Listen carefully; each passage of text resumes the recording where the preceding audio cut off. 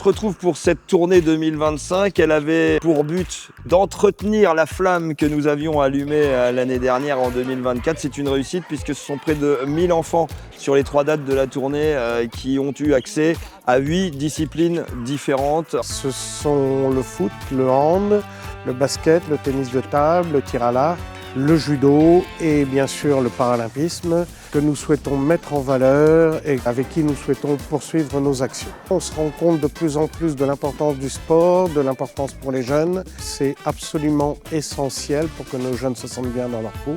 Nous souhaitons poursuivre ce rayonnement, fédérer les comités. Il importe que tous nos jeunes puissent avoir accès à une multitude d'activités sportives.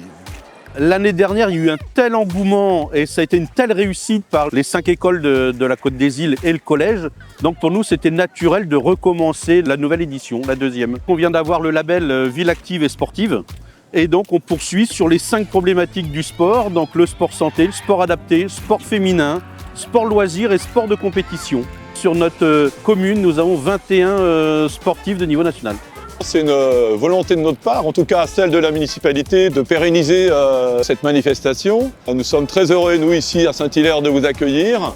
Ça rentre dans le cadre de cette politique de soutien aussi au sport à Saint-Hilaire. Certaines de nos associations sont d'ailleurs là présentes avec les comités, les fédérations sportives, sans oublier l'IEM qui est aussi présent avec le comité handisport. Encore une fois, merci à tous, sans oublier le comité départemental olympique et sportif. Il est essentiel de remercier la communauté Avranches, Saint-Hilaire-du-Harcouët. Dans le nord, bien sûr, c'est la Hague. On va dire plutôt dans le centre-Manche, ce sera Barneville.